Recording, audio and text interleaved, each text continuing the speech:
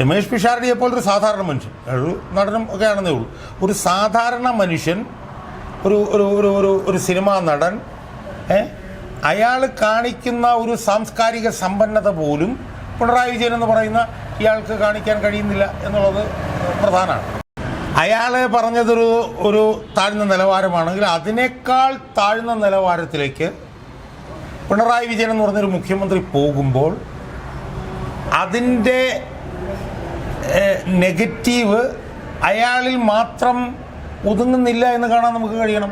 ഞാൻ മോഹൻലാലിൻ്റെ അടുത്തിരുന്നു ചിരിക്കുന്നു പറഞ്ഞാൽ അത് വളരെ കൃത്രിമമായി തെരഞ്ഞെടുപ്പ് പ്രചരണമൊക്കെയായി ബന്ധപ്പെട്ട് ചിരിക്കുന്നതാണ്. ഞാൻ ഇത്രയേ ഉള്ളൂ, എൻ്റെ നിലവാരം ഇതാണ്, എനിക്ക് പരമാവധി വരാവുന്ന നിലവാരം എന്ന് പറഞ്ഞാൽ ഡാഷ് മോനെ എന്ന് വിളിക്കുന്നതാണ് എൻ്റെ പരമാവധി നിലവാരം. നമസ്കാരം. ഇന്നലെയും നമ്മുടെ ചർച്ചാ വിഷയം പിണറായി വിജയനെ കുറിച്ച് തന്നെയായിരുന്നു. നാളെ കേരളത്തിലെ വോട്ടർമാർ പോളിംഗ് ബൂത്തിലേക്ക് പോകുമ്പോൾ ഒരിക്കൽ കൂടി അത് ഓർമ്മിപ്പിക്കേണ്ടതുണ്ട്. ഇന്നലെ പിണറായി വിജയൻ തെലങ്കാന മുഖ്യമന്ത്രി രേവന്ത് റെഡ്ഡിക്കെതിരെ നടത്തിയ ഒരു പരാമർശം, അദ്ദേഹം പറഞ്ഞത് പോ മോനെ വിജയ എന്നുള്ള നരസിംഹം എന്ന സിനിമയിലെ മോഹൻലാലിൻ്റെ ഒരു ഡയലോഗ് കടമെടുത്താണ് പറഞ്ഞത്. ഒരുപക്ഷെ അദ്ദേഹത്തിന് അതിനെക്കുറിച്ച് അതിൻ്റെ മീനിങ് അറിയില്ലായിരിക്കാം, ആരെങ്കിലും പറഞ്ഞു കൊടുത്തതായിരിക്കാം, അതും ഒരു മോശം ഉദ്ദേശത്തോടു കൂടി ആയിരിക്കില്ല. പക്ഷേ ഡാഷ് മോനെ എന്നുള്ള ഒരു പ്രയോഗം, അത് നമുക്കറിയാം, മൂന്നാം കിട ആൾക്കാർ പോലും ഉപയോഗിക്കാത്ത തരത്തിലുള്ള ഒരു ഭാഷയാണ് കേരളത്തിൻ്റെ മുഖ്യമന്ത്രി ഇന്നലെ ഉപയോഗിച്ചത്. ഈ പിണറായി വിജയൻ്റെ ഈ ഒരു നമ്മൾ ഇന്നലെ ചർച്ച ചെയ്തതാണ് എങ്കിൽ പോലും ഒരു മുഖ്യമന്ത്രി ഇത്തരത്തിലുള്ള വേറെ എന്തെല്ലാം രീതിയിലുള്ള മറുപടി ഉണ്ടായിരുന്നു. പ്രത്യേകിച്ചും ഈ ഒരു നിർണായക ഘട്ടത്തിൽ ഒരു സംയമനം പാലിക്കേണ്ട ഒരു അവസ്ഥയെങ്കിലും ഉണ്ടായിരുന്നു, അല്ലെങ്കിൽ ഇത് കണ്ടില്ല കേട്ടില്ല എന്ന് നടിച്ചു വിടേണ്ടതായിരുന്നു.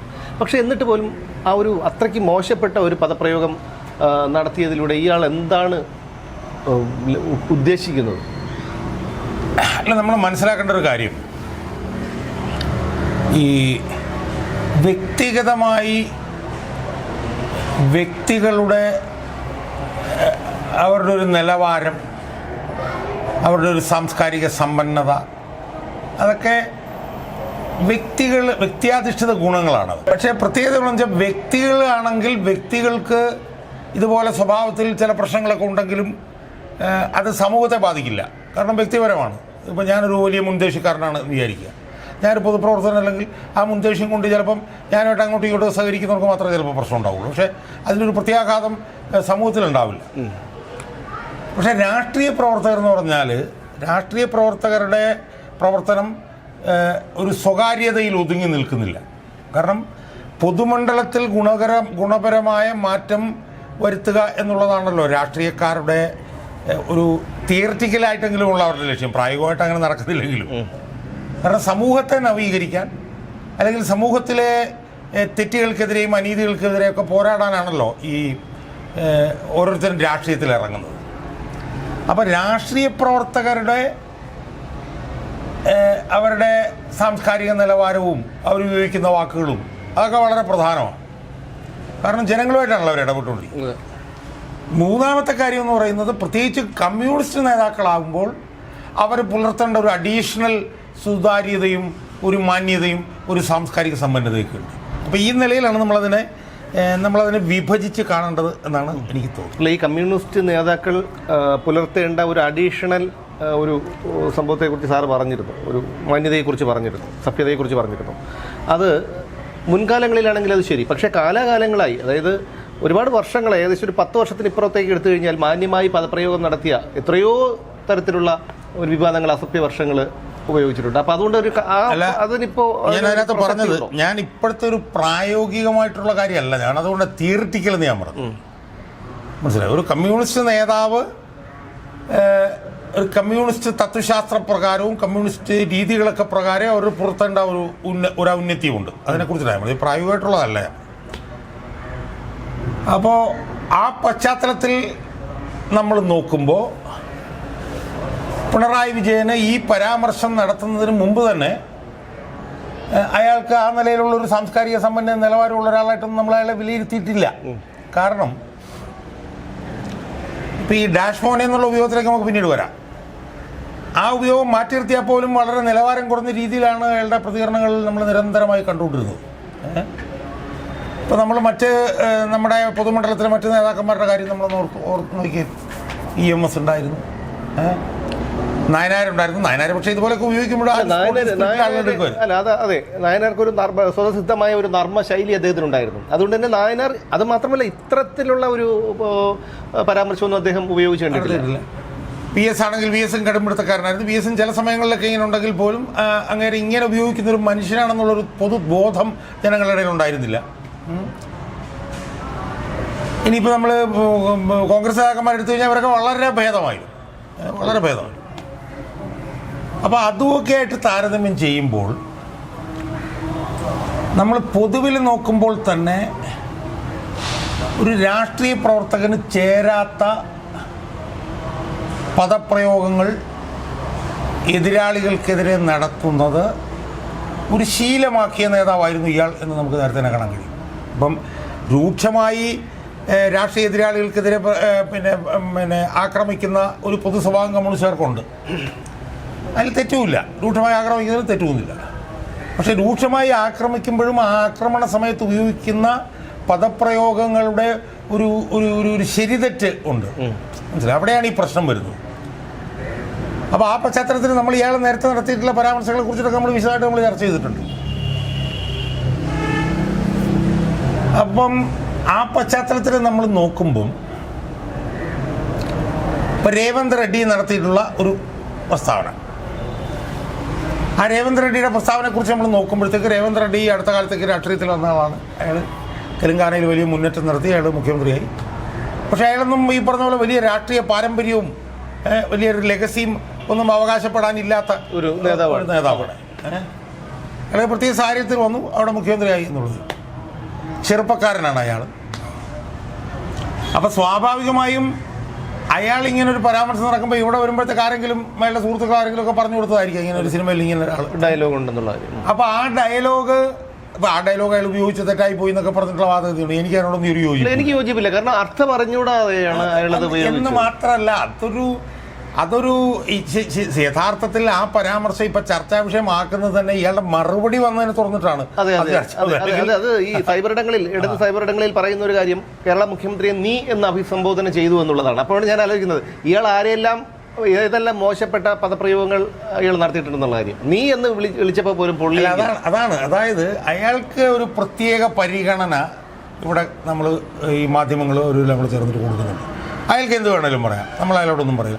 അയാളെ എന്തെങ്കിലും ഉപയോഗിച്ച് കഴിഞ്ഞാൽ ഉടനെ നമ്മൾ. പക്ഷേ ഇന്നലെ പിണറായി വിജയന്റെ ഈ ഡാഷ്മോൻ പരാമർശം വന്നതിന് ശേഷം മാധ്യമങ്ങൾ, അതായത് ഏഷ്യാനെറ്റും മനോരമയും ഉൾപ്പെടെയുള്ള മാധ്യമങ്ങളൊക്കെ വളരെ ഞെട്ടലോടുകൂടിയാണ് അതിൻ്റെ റിപ്പോർട്ടർമാരും അല്ലെങ്കിൽ അതിൻ്റെ വാർത്താ അവതാരകരും ഒക്കെ അവർ അതിനെക്കുറിച്ചൊക്കെ റിപ്പോർട്ട് ചെയ്തത്. പക്ഷേ അത് മണിക്കൂറുകൾ കഴിഞ്ഞപ്പോൾ അത് മാറി. അതായത് കേരളത്തിലെ മൊത്തം അപമാനിക്കുന്ന ഒരു തരത്തിലേക്ക് കാര്യങ്ങളെത്തി. അതായത് ഈ ഇപ്പം രേവന്ത് റെഡ്ഡി, ഞാൻ പറഞ്ഞത് ഇത് വിവാദമായതുകൊണ്ടാണ് രേവന്ത് റെഡ്ഡി പറഞ്ഞത് ഇതിനെക്കുറിച്ചൊരു ചർച്ച വന്നു. യഥാർത്ഥത്തിൽ നമ്മൾ ഇംഗ്ലീഷിൽ പറഞ്ഞാൽ അതിനെ ഒരു ലൈറ്റർ വെയിൻ നമ്മൾ പറയും. അതിന് വളരെ ഒരു ലളിതമായൊരു ദുർബലമായി അതിനെ കണ്ടാൽ മതി. നീ പോ മോനെ ദിനേശ എന്ന് പറഞ്ഞിട്ട് മോഹൻലാൽ എന്ന് പറഞ്ഞ സൂപ്പർ സ്റ്റാർ അതിനകത്തൊരു പരാമർശം നടന്നു. അതങ്ങനെ അതിനെ കാണണമെങ്കിൽ ഒരു ഔന്നിത്യം വേണം. ഇപ്പം അവൻ്റെ ആവേശം എന്ന് പറഞ്ഞ സിനിമയിൽ എടാ മോനെ മനസ്സിലായി എന്ന് പറഞ്ഞതുപോലത്തെ ഒരു ക്ലിഷേ ഉപയോഗമാണത്. നീ പോ മോനെ ദിനേശ എന്ന് പറയുന്നത്. അപ്പം അതിനെ ആ നിലയിൽ കണ്ട് അതിനെ സ്നബ് ചെയ്യുക, ഇംഗ്ലീഷ് പറഞ്ഞാൽ കളയണമെങ്കിൽ അതിനും ഒരു സാംസ്കാരിക ഔന്നത്യം വേണം. ഉദാഹരണത്തിന് നമ്മൾ ആലോചിക്കും, ഇവരത് രണ്ട് മുഖ്യമന്ത്രിമാർ ആണ് അങ്ങോട്ടും ഇങ്ങോട്ടും നടത്തിയത് എന്നുള്ളത് മാറ്റി വെച്ചാൽ പിണറായി വിജയനുമായിട്ട് എന്തെങ്കിലും താരതമ്യമുണ്ടോ രേവന്ത് റെഡ്ഡിക്ക്? പിണറായി വിജയൻ്റെ ഇപ്പോഴത്തെ 10 വർഷത്തെ ഇത് മാറ്റി വയ്ക്കും. പിണറായി വിജയൻ കേരളത്തിലെ CPM-ന്റെ ഏറ്റവും പ്രധാനപ്പെട്ട നേതാവ്, ഏറ്റവും സീനിയർ ആയിട്ടുള്ള പോളിറ്റ് ബ്യൂറോ മെമ്പർ, 2 പ്രാവശ്യം മുഖ്യമന്ത്രിയായിട്ടിരുന്ന ആൾ, കമ്മ്യൂണിസ്റ്റ് പാർട്ടിയുടെ ഏറ്റവും പ്രധാനപ്പെട്ട നേതാവ്. അപ്പം അങ്ങനൊരു നേതാവ് ഇങ്ങനൊരു പ്രതികരണം രേവന്ത് റെഡ്ഡി എന്ന് പറഞ്ഞ മുഖ്യമന്ത്രി, ഇപ്പം ഞാൻ പറഞ്ഞ ഇപ്പം ഇതുപോലൊരു പരാമർശം വല്ല മമതാ ബാനർജിയുടെ കയ്യിൽ നിന്നോ അല്ലെങ്കിൽ വല്ല സ്റ്റാലിൻ്റെ കയ്യിൽ നിന്നോ അല്ലെങ്കിൽ വേണമെങ്കിൽ പ്രധാനമന്ത്രി മോദിയുടെ കയ്യിൽ നിന്നൊക്കെ വന്നു കഴിഞ്ഞാൽ അതിനൊരു ഗൗരവം ഉണ്ടെന്ന് അവർക്കൊക്കെ ഒരു മാന്യതയില്ല. പോലെ സീനിയർ നേതാ. അതെ. പക്ഷെ ഇതൊരു ജൂനിയർ ആയിട്ടുള്ള ഒരു മുഖ്യമന്ത്രി. എനിക്കൊന്ന് ഇന്ത്യയിലെ തന്നെ ഏറ്റവും പ്രായം കുറഞ്ഞ മുഖ്യമന്ത്രി ആയിരിക്കും രേവന്ത് റെഡ്ഡി. അതെ. അപ്പം അങ്ങേര് വന്നപ്പോൾ അങ്ങേര് ഇവിടെ ഒരു ആവേശം മണികളുടെ ഇടയിൽ ലഭിക്കാൻ വേണ്ടി അയാൾ പറഞ്ഞ ഒരു കാര്യം, അതിനെ ആ നിലയിൽ കാണണമെങ്കിൽ അതിനും ഒരു നിലവാരം വേണം. ആ നിലവാരം ഉണ്ടെങ്കിലേ അതിനെ ആ നിലയിൽ കണ്ടാൽ അയാൾ അവിടെ പറഞ്ഞിട്ട് പോട്ടുന്നത് നിങ്ങൾ അത് അതൊക്കെ നമുക്ക് വേറെ കാര്യങ്ങൾ നമുക്ക് പറയാം. അതൊക്കെ അയാൾ ഞാൻ ഇത് എനിക്ക് തോന്നുന്നത് ഇത് ഇയാളെ കൂടെ നിൽക്കുന്ന ആരോ ഇത് ഇയാൾ എങ്ങനെയെങ്കിലും ഒന്ന് ഇറങ്ങി പോകാൻ വേണ്ടിയിട്ട് ഇയാളെ കൊണ്ട് ഓരോന്ന് ചെയ്യിപ്പിക്കുകയാണെന്നാണ് എനിക്ക് തോന്നുന്നത്. പക്ഷെ അത് ചെയ്യിപ്പിക്കുമ്പോഴും ചെയ്യുന്ന ആളെത്ര മരമണ്ടറാണ്. സ്വപ്ന സുരേഷ് പറഞ്ഞില്ലേ, അതായത് ഒരു ഒരു ടിഷ്യൂ പേപ്പർ കൊടുത്താൽ പോലും അതിൽ ഒപ്പിട്ട് തരുന്ന ആളെന്ന് പറഞ്ഞു. മരപ്പൊട്ടൻ എന്നുള്ള വാക്ക് തന്നെ ഈ ശിവശങ്കറിന്റെ വായിന്നാണ് ആദ്യമായിട്ട് ഞാനൊക്കെ കേട്ട് പിന്നീട് ഉപയോഗിച്ചു തുടങ്ങും.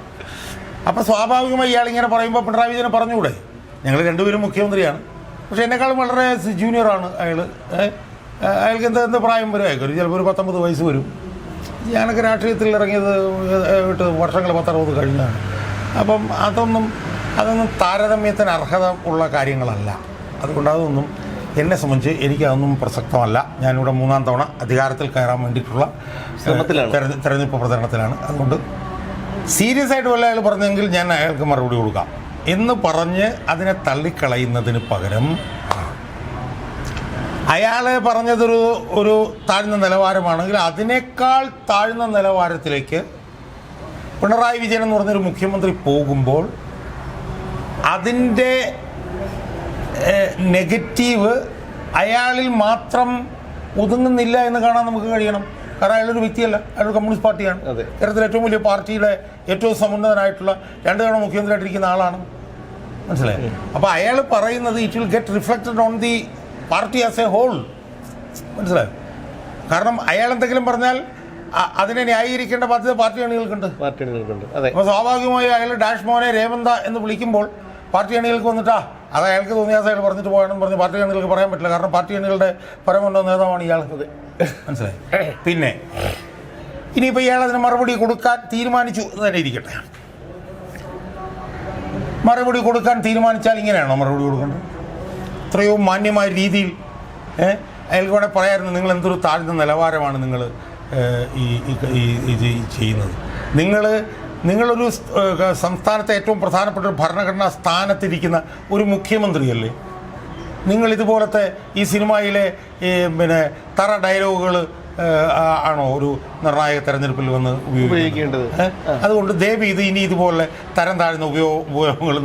അവിടെയാണ് ഞാൻ രമേഷ് പിഷാരടി ഓർത്തു പോകുന്നത്. കാരണം രമേഷ് പിഷാരടി ഒരു കോമാളിയാണെന്ന് പറഞ്ഞത് തോമസ് ഐസക്കാണ്. പക്ഷേ അയാൾ എത്ര പക്വതയോടുകൂടിയാണ് പ്രതികരിച്ചത്. അയാൾക്ക് വേണമെങ്കിൽ അതിലും വലിയ രീതിയിൽ പരിഹസിക്കാനുള്ള ഒരു കഴിവ് അയാൾക്കുണ്ട്. പക്ഷേ അയാൾ പറഞ്ഞെന്താണ്, സമരം ചെയ്താൽ കിട്ടുന്നതല്ല സംസ്കാരം എന്ന് പറഞ്ഞ് വായടപ്പിച്ചു കഴിഞ്ഞു. അയാളെ കൊണ്ട് മാപ്പ് പറയിച്ചു. അവിടെ നിങ്ങൾ തിരിച്ച് നോക്കിയാൽ നമുക്ക് കാണാൻ കഴിയുന്നതാ, ഐസക്ക് കേരളത്തിലെ ഏറ്റവും വലിയ ബുദ്ധിജീവി, സാമ്പത്തിക വിദഗ്ധൻ. അപ്പോൾ അയാൾക്ക് വേണമെങ്കിൽ ഫിറ്റിംഗ് ആയിട്ട് റിപ്ലൈ അയാൾക്ക് കൊടുക്കാമായിരുന്നു. അതെ. പക്ഷേ അയാൾ ആ വിഷയത്തിലേക്ക് കടക്കാതെ എത്രയോ മാന്യമായിട്ടുള്ള രീതിയിൽ സംസ്കാര സമ്പന്നമായി രമേഷ് പിഷാരടി ചെയ്തു. അപ്പോൾ അതിൽ നിന്ന് വരുന്ന നിരീക്ഷണം എന്ന് പറഞ്ഞാൽ എന്താണ്, രമേഷ് പിഷാരടിയെ പോലെ ഒരു സാധാരണ മനുഷ്യൻ, ഒരു നടനും ഒക്കെ ആണെന്നേ ഉള്ളൂ, ഒരു സാധാരണ മനുഷ്യൻ, ഒരു സിനിമാ നടൻ, അയാൾ കാണിക്കുന്ന ഒരു സാംസ്കാരിക സമ്പന്നത പോലും പിണറായി വിജയൻ എന്ന് പറയുന്ന ഇയാൾക്ക് കാണിക്കാൻ കഴിയുന്നില്ല എന്നുള്ളത് പ്രധാനമാണ്. ഇനി നമ്മൾ ആലോചിക്കേണ്ട ഇതാണ്, നമ്മൾ നേരത്തെ പറഞ്ഞിടത്തുനിന്നാണ് നമ്മൾ തുടങ്ങേണ്ടത്. അതായത് ഇത്ര തരം താഴാൻ എങ്ങനെ ഇയാൾക്ക് കഴിയുന്നു? അപ്പോൾ അതിൽ നിന്ന് പുറത്തേക്ക് വരുന്ന നിഗമനം എന്ന് പറഞ്ഞാൽ എന്താണ്, ഇതാണ് ഇയാൾ, ഞാൻ മാറാൻ പോകുന്നില്ല, അല്ല, അയാൾ പൊതുമണ്ഡലത്തോട് പറഞ്ഞിരിക്കണം, ഞാൻ ഇതാണ് എൻ്റെ നിലവാരം. അല്ല, എനിക്ക് ഇത്രയൊക്കെ ഉള്ളൂ, ശരിയായ എൻ്റെ നിലവാരം ഇതാണ്. അല്ലാതെ ഞാൻ മോഹൻലാലിൻ്റെ ഒക്കെ എടുത്തിരുന്നു ചിരിക്കുന്നു പറഞ്ഞാൽ അത് വളരെ കൃത്രിമമായി തെരഞ്ഞെടുപ്പ് പ്രചരണമൊക്കെയായി ബന്ധപ്പെട്ട് ചിരിക്കുന്നതാണ്. ഞാൻ ഇത്രയേ ഉള്ളൂ, എൻ്റെ നിലവാരം ഇതാണ്, എനിക്ക് പരമാവധി വരാവുന്ന നിലവാരം എന്ന് പറഞ്ഞാൽ ഡാഷ് മോനെ എന്ന് വിളിക്കുന്നതാണ് എൻ്റെ പരമാവധി നിലവാരം. മനസ്സിലായി? അതാണ് അയാൾ ഇതിലൂടെ കാണിച്ചിരിക്കുന്നത്. നമ്മൾ ജനങ്ങളെ സംബന്ധിച്ചിടത്തോളം നമുക്ക് ലജ്ജിച്ച് തലകുനിക്കാനേ പറ്റുള്ളൂ. നമ്മുടെ സംസ്ഥാനത്ത് 10 വർഷമായി മുഖ്യമന്ത്രിയായിട്ടിരുന്ന ഒരാളുടെ നിലവാരം ഇതാണ് എന്ന് പറഞ്ഞ് നമുക്ക് ലജ്ജിച്ച് തലകുനിക്കാം എന്നുള്ളതല്ലാതെ ഇതിൽ നമുക്ക് സന്തോഷിക്കാൻ എന്താണുള്ളത്? അല്ല, അപ്പോൾ യഥാർത്ഥത്തിൽ സംഭവിക്കുന്നത് എന്താണ്? യഥാർത്ഥത്തിൽ സംഭവിക്കുന്നത് പറഞ്ഞു കഴിഞ്ഞാൽ ഇയാൾ പുറത്തേക്ക് നമുക്ക് വേണ്ടി പറയുന്ന കാര്യങ്ങളെല്ലാം കൃത്രിമമാണ്. ഒരു ബിലോ ആവറേജ്, വളരെ ബിലോ ആവറേജ്, നമ്മൾ പലപ്പോഴും പറഞ്ഞ തിരിവ് നമ്മൾ പറഞ്ഞു, വളരെ ബിലോ ആവറേജ് ആയിട്ടുള്ള ഒരു നേതാവാണ് ഇയാൾ നമ്മുടെ മുമ്പിൽ കാണിക്കുന്നത് മുഴുവൻ തികഞ്ഞ കൃത്രിമത്വമാണ്. അല്ല, ഞാൻ പറഞ്ഞോട്ടെ, ഇയാൾ മുഖ്യമന്ത്രിയായി വളർന്നു വന്നത് ഒരു കണക്കിന് നല്ലതായി. കാരണം ഇയാളൊരു ബ്രാഞ്ച് സെക്രട്ടറി ആയിട്ടോ ഏരിയ സെക്രട്ടറി ആയിട്ടോ ആണ് ഇരുന്നെങ്കിൽ അവിടെ മൊത്തത്തിൽ കലുഷിതമാക്കിയത് ഇയാൾ. കാരണം ഇയാളുടെ കയ്യിലിരിപ്പം സ്വഭാവം ഇതാണല്ലോ. അപ്പം മുഖ്യമന്ത്രി ആകുമ്പോഴോ അല്ലെങ്കിൽ പാർട്ടി സെക്രട്ടറി ആകുമ്പോഴോ ചെയ്യിപ്പിക്കാം, അല്ലെങ്കിൽ ഒരു മിതത്വം പാലിക്കേണ്ട ഒരു അവസ്ഥയുണ്ട്. അല്ല, ഞാൻ പറഞ്ഞത് നേരെ തിരിച്ചാണ് ഞാൻ പറഞ്ഞത്. കാരണം ഇയാളൊരു ഏരിയ സെക്രട്ടറിയും ബ്രാഞ്ച് സെക്രട്ടറി ആയിരുന്നെങ്കിൽ അത് ഏരിയ കമ്മിറ്റിയിലും ബ്രാഞ്ച് കമ്മിറ്റിയിലും മാത്രം നിലനിൽക്കുള്ളായിരുന്നു. ഇയാളൊരു സംസ്ഥാനത്തിന് മുഖ്യമന്ത്രി ആയിട്ട് ഇത് പറയുമ്പോൾ ഇത് യഥാർത്ഥത്തിൽ ഇയാൾ ഈ പറഞ്ഞത് കേരളത്തിൽ മാത്രം ഒതുങ്ങി നിൽക്കുന്നില്ലല്ലോ. അതെ, കേരളത്തിന് പുറത്തും വിദേശത്തും ഒക്കെ ചർച്ച ചെയ്യപ്പെടുമ്പോൾ അത് നിങ്ങളുടെ മുഖ്യമന്ത്രി ഇത്രയും നിലവാരം കുറഞ്ഞവനാണോ എന്ന് ലോകത്തെമ്പാടുമുള്ള മലയാളികളോട് അവിടുത്തെ ജനങ്ങൾ ചോദിക്കില്ല. അല്ല, അപ്പം അവിടുത്തെ ജനങ്ങൾ എന്തായാലും പറഞ്ഞു കൊടുക്കുമല്ലോ. മലയാളികൾ കൃത്യമായിട്ട് മറ്റുള്ള അന്യ സംസ്ഥാനക്കാരായിരിക്കും ചോദിക്കുന്നത്. അവരോട് കൃത്യമായിട്ട് പറഞ്ഞു കൊടുക്കുക, അയ്യോ ഇയാളുടെ സ്വഭാവം ഇതാണ്, ഇയാളുടെ പുരാണം മുഴുവൻ അവരോട് പറയും. അപ്പം അത് ദോഷം അതിനകത്തുള്ള പ്രശ്നം എന്ന് പറഞ്ഞു കഴിഞ്ഞാൽ ഇപ്പോൾ ബംഗാളികൾക്ക് അവരുടെ മുഖ്യമന്ത്രിയെ കുറിച്ചിട്ട് ഭയങ്കര ആത്മാഭിമാനമാണ്. മമതാ ബാനർജിയാണ് ഞങ്ങളുടെ മുഖ്യമന്ത്രി. ഇപ്പോൾ തമിഴനാണെങ്കിൽ സ്റ്റാലിൻ, മനസ്സിലായി. ഇവിടെ കേരളത്തിനൊക്കെ പുറത്തുള്ള മലയാളികളെ സംബന്ധിച്ചിടത്തോളം ഇങ്ങനെ ഡാഷ് മോനെ എന്ന് വിളിക്കുന്നവനാണ് മുഖ്യമന്ത്രി എന്ന് പറയുന്നത് അവരുടെ തന്നെ നിലവാരം താഴത്തേക്ക് കളയുന്നതാണ്. അപ്പം ഞാൻ പറഞ്ഞു, ഇതിനകത്ത് മൊത്തത്തിൽ നമ്മൾ മനസ്സിലാക്കേണ്ട ഒരു കാര്യം എന്ന് വെച്ച് കഴിഞ്ഞാൽ നമ്മുടെ ഭരണഘടനയുടെ ഒരു സൗന്ദര്യമാണ് 5 വർഷം കൂടുമ്പോൾ നമുക്ക് ഇതുപോലുള്ള നിലവാരം കുറഞ്ഞ ഡാഷ് മോനെ എന്ന് വിളിക്കുന്നവരെ ഇരുത്തേണ്ടത് തിരുത്താൻ ഉള്ള സമ്മതിദാനാവകാശം നമ്മുടെ വിരൽ തുമ്പിലുണ്ട് എന്നുള്ളത് കൊണ്ടാണ് നമ്മൾ ഇങ്ങനെ ജീവിച്ചിരിക്കുന്നത്. ഇതില്ലായിരുന്നുവെങ്കിൽ നാളെയും ഇയാൾ ഇങ്ങനെ പറയുന്നത് നമ്മൾ കേൾക്കേണ്ടി വന്നേനെ. തീർച്ചയായിട്ടും. അപ്പം അതുകൊണ്ട് ആ അവസരം നമുക്ക് നാളെ കിട്ടുകയാണ്. ആ അവസരം വളരെ വിവേചന ബുദ്ധിയോടുകൂടി ഉപയോഗിച്ചുകൊണ്ട് ഇയാളൊക്കെ ഇയാളുടെ നിലവാരത്തിനനുസരിച്ച് എവിടെയാണോ ഇരിക്കാൻ അർഹതയുള്ളത്, എവിടെയാണോ ഡിസർവ് ചെയ്യുന്നത്, അങ്ങോട്ടേക്ക് അയാളെ പറഞ്ഞു വിടാനുള്ള അവസരമായി നാളത്തെ നമ്മുടെ സമ്മതിദാനാവകാശം ഉപയോഗപ്പെടുത്തുക എന്നുള്ളതാണ് നമ്മൾ ചെയ്യേണ്ടതെന്ന് എനിക്ക് തോന്നുന്നു. അത് തന്നെയാണ് ഇപ്പോൾ രേവന്ത് റെഡ്ഡി അത്തരം ഒരു പരാമർശം നടത്തിയിട്ടുണ്ടെങ്കിൽ തന്നെ അദ്ദേഹത്തിന് അതിൻ്റെ അർത്ഥം അറിയാതെ അദ്ദേഹം നടത്തിയതാണ്. ഇവിടെയുള്ള അദ്ദേഹത്തിനോട് ഈ കാര്യം പറഞ്ഞു കൊടുത്ത ആൾക്കാർക്കും ഒരു പക്ഷേ പിണറായി വിജയനെ കളങ്കപ്പെടുത്തണം, മോശപ്പെടുത്തണം എന്നുള്ള ഒരു ഉദ്ദേശം ഉണ്ടായിരിക്കില്ല. ഇവിടെയാണ് ഈ ഉമ്മൻചാണ്ടി എന്നുള്ളൊരു മനുഷ്യൻ്റെ മുഖം ഇപ്പോഴും എൻ്റെ ഓർമ്മയിൽ വരുന്നത്. കാരണം അദ്ദേഹത്തിനെതിരെയാണ് ഇതേപോലെ ഒരു പരാമർശം നടത്തിയാൽ അദ്ദേഹത്തിൻ്റെ ഒരവസ്ഥ ഒന്നും പോലെ ചിരിച്ചിട്ട് ഒരു ചിരിയോട് കൂടിയായിരിക്കും അദ്ദേഹത്തിൻ്റെ കാര്യം പറയുമ്പോൾ തന്നെ ഒരു വല്ലാതെയാവുന്നു. ഒരു ചിരിയോട് കൂടിയായിരിക്കും അദ്ദേഹം അതിൻ്റെ മറുപടി നൽകുന്നത്. അപ്പോൾ എന്തായിരുന്നാലും ഈ ഒരു കേരളത്തിൻ്റെ ഈ പൊതുശാപത്തിനെ എങ്ങനെയെങ്കിലും നാളെ ധർമ്മടംകാരോടൊരു അപേക്ഷയാണ്, എങ്ങനെയെങ്കിലും നിങ്ങൾ ഈ ഒരു പൊതുശാപത്തിനെ ഒന്ന് വീട്ടിലിരുത്തി തന്നാൽ കേരളത്തിലെ ജനങ്ങളാകമാനം നിങ്ങളോട് കടപ്പെട്ടവരായിരിക്കും. അതുപോലെ കേരളത്തിൻ്റെ ചരിത്രത്തിൽ തന്നെ ധർമ്മടം എന്ന ഒരു സ്ഥലത്തിൻ്റെ നാമം ഇപ്പോൾ തന്നെ പിണറായി എന്ന് കേൾക്കുമ്പോൾ തന്നെ ആൾക്കാർക്ക്, പിണറായി ഒരു സ്ഥലപ്പേരാണെങ്കിലും പിണറായി എന്ന് കേൾക്കുമ്പോൾ വിജയൻ്റെ മുഖമാണ് ഓർമ്മ വരുന്നത്. അത് വല്ലാത്ത രീതിയിൽ ആൾക്കാരെ അത് ബാധിക്കുന്നുണ്ട്. അതുപോലെ ധർമ്മടം എന്ന് കേൾക്കുമ്പോൾ ഇയാളെ വീട്ടിലിരുത്തി കഴിഞ്ഞാൽ ഞങ്ങളെല്ലാവരും നിങ്ങളോട് വളരെ നന്ദിയുള്ളവരായിരിക്കും. ഇയാൾ ജയിച്ചു വന്നാലൊന്നും ഇവിടെ ഒരു ചുക്ക് നടക്കാൻ പോകുന്നില്ല. ഇയാളും കുടുംബവും സുഖവിഷരായി ജീവിക്കും എന്നുള്ളതല്ലാതെ അവിടെ മണ്ഡലത്തിലുള്ളവർക്കോ അല്ലെങ്കിൽ കേരളത്തിലെ ആൾക്കാർക്കോ ഒന്നും ഒരു ഗുണവും ഉണ്ടാകാൻ പോകുന്നില്ല. അതുകൊണ്ട് നാളെ പോളിംഗ് ബൂത്തിലേക്ക് പോകുമ്പോൾ നിങ്ങൾ വേറെ ആർക്ക് വേണോ വോട്ട് ചെയ്തോ, ഇയാളെ ഒന്ന് ദയവ് ചെയ്ത് ഇയാളൊന്ന് വീട്ടിലിരുത്താനുള്ള നടപടികൾ ധർമ്മടത്തെ വോട്ടർമാർ സ്വീകരിക്കണമെന്ന് മാത്രം പറഞ്ഞുകൊണ്ട് നിർത്തുന്നു. വീണ്ടും കാണാം.